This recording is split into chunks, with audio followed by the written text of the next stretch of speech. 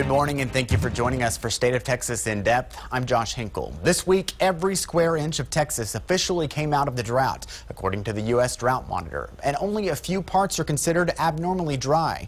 Remember, it was just 4 years ago when the state looked like this. 3/4 of the state fell into the most severe drought category. You can thank the heavy rains in May and June for that drastic change, but even if the situation has changed in Texas, the fact is we will face water worries in the future again. This week, state leaders approved more than $4 billion in water projects, from reservoirs and pipelines to conservation. This money could help communities prepare before the next drought returns. Coming up later in this broadcast, I will speak one-on-one with the Texas Water Development Board Chairman, Beck Broom. But what about the local utilities that tell you and me to conserve water and pay higher rates? They seem to be water wasters too. We've uncovered that billions of gallons are still wasted through leaks every year. The city of Austin had to fix 1,500 or so leaks in the past year alone, nearly impossible to get ahead of quickly. We do everything that you can possibly do to manage leaks. But sometimes that's just not enough, by a long shot. In the past year, Austin leaked nearly 4.8 billion gallons of water. That's enough to fill up Lady Bird Lake twice. What do you say to those users that have seen rate hikes and they've been under water restrictions in recent years when they hear that number?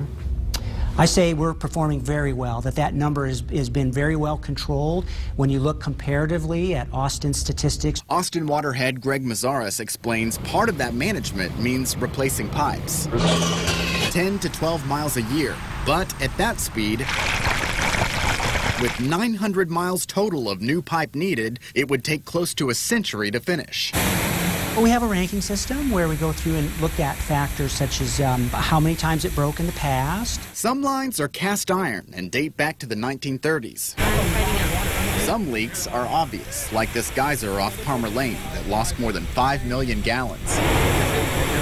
Sometimes it's difficult to find those leaks because they're so far underground, like this 66-inch transmission line, one of the major water suppliers to East Austin. It took special sonar for crews to pinpoint it this summer, even though they discovered it was leaking millions of gallons of water last year.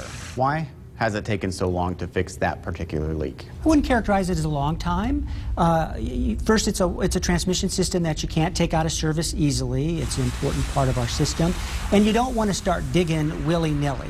Yeah, but this isn't just a leak in a pipe. This is a transmission line. It's big. Yeah, some of these leakages are huge. Absolutely. Austin Councilman Don Zimmerman sits on the city's Public Utility Committee and says it's clear more funding could help speed up the repair and replacement process. What can the council do about that, though? That's a good question. Now, the Austin Water Utility is one of our enterprise funds, and the management answers directly to the city manager. They don't answer directly to the city council. So what the city council can do is direct the city manager to put a focus on fixing the problem. That's something you're prepared to do? I'll bring that forward as a resolution, absolutely. We will follow up on his proposal next month when the committee meets, and then with the city manager's office when the budget comes together. But it might not be enough, at least immediately. Look at it this way. With the drought, Austin Water has restricted how much water you use since 2009. That means you're buying less water, which is why the rate you're paying has gone up consistently during that time. And Mazzaros tells me another rate increase is in store for next year. Those restrictions are continuing despite Central Texas being out of drought. While many communities still have their own limits, Austin specifically limits using sprinklers for certain days and times and prohibits hand washing your vehicle, using large fountains, and restaurants serving water without a request and operating patio misters outside of specific times. To give you a scope of just how big Austin Water's challenge really is, we checked. There are almost 4,000 miles of pipe here, nearly twice the amount of road mileage in the city. And the utility is working to replace aging pipes. It's a $125 million project called Renew Austin that launched in 2012. Much of the replacement happens when the city is also doing road work, so streets aren't ripped up twice. Online now at KXAN.com, a photo slideshow of crews installing those cast iron pipes in the 1930s. Just look in the investigative section. While you're there, check out our interactive water ticker. Our digital investigator David Barrere has calculated how much water the city's leaked second by second. See it for yourself in the investigative section of KXAN.com. But KXAN also discovered no state agency penalizes utilities for losing too much water. However, the Texas Water Development Board sets leakage thresholds for utilities, and Austin Waters came in just below the limit last year. There's no penalty for cities that break the threshold, but the Water Board can offer utilities assistance to find and reduce those leaks. Every year, Austin loses 6 to 8% of its total water through pipeline losses. Austin is not spending enough money to keep up with maintenance. That was local water watchdog Paul Robbins. He says Austin Water doesn't have enough money to fix its problems, just like many utilities across the nation. He points to a study from the American Water Works Association saying the U.S. would have to spend $250 billion over the next 30 years to replace old pipes. Those pipes are just part of the water infrastructure all over the state, from dams and reservoirs to purification systems. One state agency holds a lot of the money. Ahead, I speak with Texas Water Development Board Chairman Beck Brune. Plus, look what our cameras caught in the heat of the day. A mistake the city admits after a KXAN investigation. Coming up on State of Texas in Beck. Try.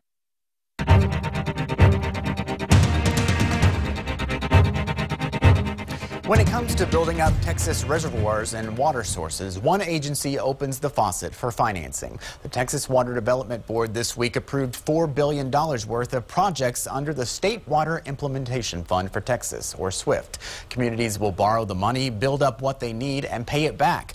Beck Brune just took over as chairman of that board, replacing Carlos Rubenstein. The last time we talked to your predecessor, Mr. Rubenstein, he was talking about, as we were getting out of the drought in Texas, a lot of people think, you know, oh, we're out of the drought, so we don't have to conserve as much anymore. Do you feel like since then, because that was a conversation back in the spring, people are starting to understand that that's not the case? Well, you know, we had, May was the wettest month in history. I think it's 41 trillion gallons of rain fell. The startling stat, one of the startling stats is that much water could cover the entire state in 8.8 inches of rain. So I think it's incumbent upon us to make sure that as planners that we're not complacent. We still put together our state water plan that looks 50 years out, that assumes worst case drought scenarios. We know based on history that we will experience drought again. We may already be in the next drought and we may not know it yet. Some of the leaders we've talked to, including Lieutenant Governor Dan Patrick, had talked about the possibility of things like warning sirens or maybe small dams on some of those rivers like the Blanco that could be subject to flash flooding. Any thoughts on that? Well, personally I live in Onion Creek, or in an area that was significantly affected by the flooding Halloween 2013. Fortunately, the house that I live in did not have water, but many of our neighbors and friends did. And since then, I utilize the LCRA's Hydromet, which is online. I can look at my phone from my house, sitting on the couch, and monitor the conditions of Onion Creek in real time. And I think it's a great tool just for my personal comfort for me and my family, but it could be just as good of a tool, obviously, for emergency management and response. So, if we were given, if funds were directed to us for that purpose, certainly I think that would be a great use of money. And I think that you're already starting to see local entities that have looked at that before sort of continue their thought on that. Unfortunately, as has been noted, there was not a gauge or stream gauges upstream of Wimberley, for example, on the Blanco during that flood event. And I know we've already been talking with Hays County and those folks in the area about whether collectively we can do something to assist. I understand if a city is losing too much water through leaks, the Water Development Board can help them identify those leaks and possibly start working toward fixes. Do you feel like that's enough right now? We just looked at the city of Austin, lost 4.8 billion gallons of water through leaks last year alone. Sure. That's under the Water Board's threshold, but it's getting close. Sure. Water loss is a huge issue statewide, and you will see, I suspect you'll see more strategies in the next state water plan that are dedicated towards addressing water loss. Statewide, the number as an average is around 14% water loss in our utility systems. We have the programs today, whether it's through SWIFT or through other programs we have, that can provide that low interest loan and financing that can help these cities get a jump start in addressing that. But again, if you look at House Bill 4 and the SWIFT and the 20% that was directed as a set-aside for conservation and reuse, water loss, that type of project to address water loss will help us go a long way towards achieving that 20% goal with the SWIFT. The help is definitely a good thing, but there's not really a penalty for that water loss. Should the state penalize cities and utilities that do have a significant amount of water lost each year? As an agency, we're not a regulatory agency. We're a resource. However, I think the advent of SWIFT and the attention that's now being placed on the benefit of our programs for these utilities, I think more and more of them are going to want to come access our programs, and for them to be able to do so, they're going to have that water loss audit in place that'll help us see and get a good handle on whether the money is going towards the right purpose. We take a deeper dive into Texas water needs with our roundtable. Nina Satija from the Texas Tribune and Asher Price from the Austin American-Statesman when State of Texas In Depth returns.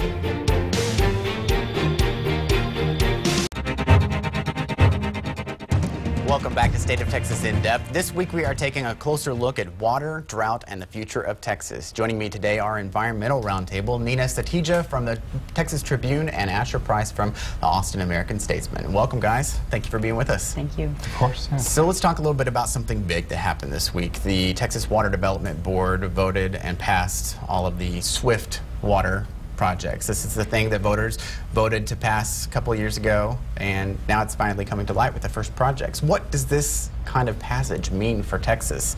And we had some big concerns when it came to water, so it's just kind of a big step. Well, I think it's a step forward in getting through that state water plan, which for a long time had been referred to as a laundry list, a wish list of water projects that would never be built. Some of them are going to be built now, and some of that's going to have state financing behind it. But this was never seen as something that was going to solve the drought in any way, or was going to help in a real water crisis like what we've had in the past few years. And when we talk about drought, most of Texas is out of drought, certainly here in Central Texas as well right now, but there's still talk of the need to conserve. And do you feel like a lot of people don't really have that mindset right now, especially after all the flooding we had in May and the rain that we had during the summer? What do you think, Asher? Yeah, I think water suppliers are really grappling with that issue. I mean, for years now, they've been asking people to, cut back on their watering and requiring people to cut back on their watering in a lot of places. And then we had these record rains in the spring, and so everybody thinks, well, the problem is taken care of now. And so water suppliers are trying to figure out, to what degree should they be telling people, please continue to conserve, while also, not sounding like the boy who cried wolf. Exactly. And one of the things that we have been talking a lot about this week here at KXAN is water loss. Specifically with the city of Austin, there was $4.8 billion that was lost in leaks last year alone. That's still under the state's loss threshold, but it seems like a lot. And talking to the Water Development Board, there's no penalty for something like that. They will help utilities if they need help to figure out where those leaks are, but should there be a penalty to hold utilities to a little bit higher standard when we're going through something like the water concerns we have right now? Well, I don't know if Texas is a state that would love to add more regulation onto water use already, and the Water Development Board as an agency wouldn't have the power to levy a fine like that. But I do think that there's a lot of frustration among folks that there isn't more accountability in cases like this. And frankly, a lot of the cities also haven't really been enforcing their own water restrictions of lawn watering and things like that. Every city does it differently. So, but I think the way that the agency see it is we don't really want to penalize anyone. We really want to work with them and do it sort of on an education basis. And whether that's the best strategy is hard to tell. What do you think? Would lawmakers ever be open to figuring out a way to make a penalty or some kind of enforcement action? I think Nina's right that there are these issues of adding more regulation, but I could see lawmakers being open to bringing a hammer on some cities. They do that with all sorts of other things, right? you know, these cities are sort of playing a long-term, almost eternal game of catch-up, I feel like. They have, you know, old water infrastructure, and as grounds shift, pipes break. And so they're always trying to, like, repair their pipes, and then other pipes break. And so I think these cities want to get the problem under control, but they, you know, partly because of this thing that you guys have pointed out, they may not have the manpower or the money to bring these pipes in order as quickly as they'd like. My last question, one of the biggest advocates for water issues at the Capitol, Senator Troy Frazier, he's not going to be coming back next time. You know, who's really going to look out for Central Texas when it comes to water issues at the Capitol, or will there even be anyone? Well, I think we're seeing Troy Frazier, Jim Keffer, the chairman of the Natural Resources Committee in the House, also leaving, and so it's kind of there's some room there for someone new to come in. Even after the last session, Alan Ritter, the former chairman of the House Natural Resources Committee, was seen as a leader on water issues and left. So I don't really know who's the new person to take up the helm, but there's certainly some powerful leaders up in the Lubbock area. Charles Perry from the Senator Charles Perry has taken the lead on some of these issues. So we may see another region of Texas, you know, having a leader that's advocating for those issues over there. Thoughts? I could see Kirk Watson kind of flexing some muscle there. I mean, he's thought about water issues for a while.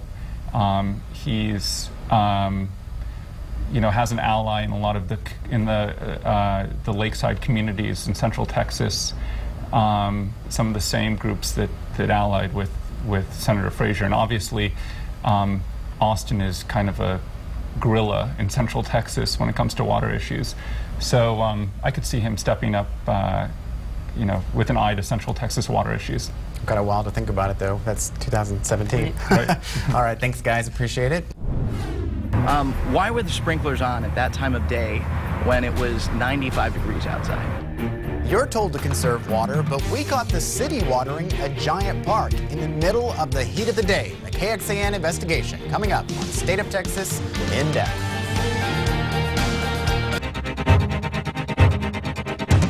Welcome back to State of Texas in Depth. All this morning, we've taken a closer look at water in Texas after the drought. Despite the changing situation, the city of Austin remains in stage 2 watering restrictions, meaning we should all conserve water. It affects when you water your lawn, how you can wash your car, and even impacts your meals at restaurants. But KXAN investigator Kevin Schwaller found the city isn't always following those same rules, and it doesn't have to. This is exactly what the city asks homeowners and businesses not to do. Watering in the heat of the day. This at one of Austin's best-known parks. Ready? We come here every day, probably for an hour, kind of in the middle of the afternoon. The crowds recently returned to what's commonly called Auditorium Shores after parts of a multi-million-dollar renovation. Alan Izzard and others come out here to enjoy the outdoors and the view. It's just because it's a lot of dogs, they can be off leash, everyone runs around. The water's right there so they can swim. But a KXAN investigation found in the city's efforts to keep downtown's backyard looking nice, crews made a mistake. This is video from about 4:30 in the afternoon on a Wednesday, 2.5 hours before normal restrictions allow sprinklers to come on. Sprinklers stopped out here just before 5 o'clock. The grass is still wet. The sun's out, and my phone says it's 95 degrees out. To see how quickly water can evaporate at that time of day, look at the sidewalk.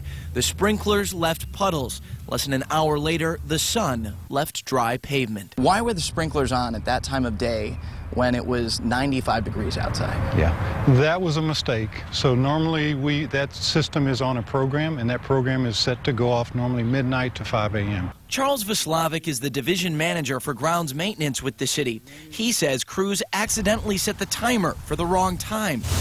They called crews back in to fix the mistake. The water came on a cycle, so it was still watering once a week.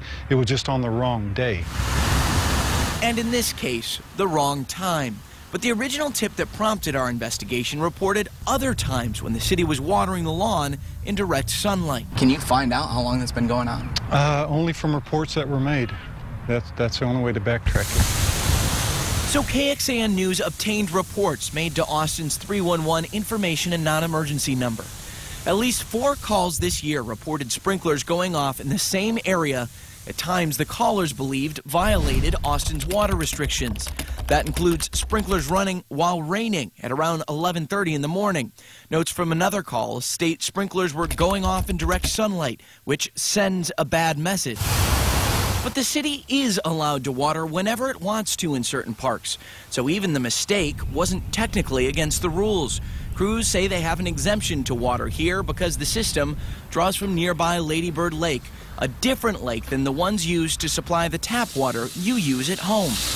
At times, like in these pictures, the Parks Department admits sprinklers water in the day to get sod to grow. It's scheduled once a week, but as you know, it's new turf, so we may have to water more. And sometimes that means watering a park, even when you can't water at home.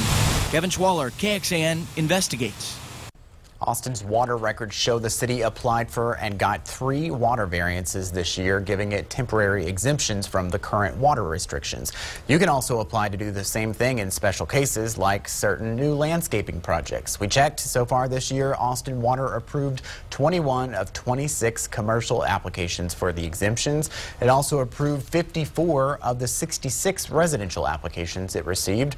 For more information about how and when you can apply, find this story on our website, kxan.com. By the way, that investigation started with a viewer tip. Remember, if you have something you want us to investigate, email us at reportit@kxan.com.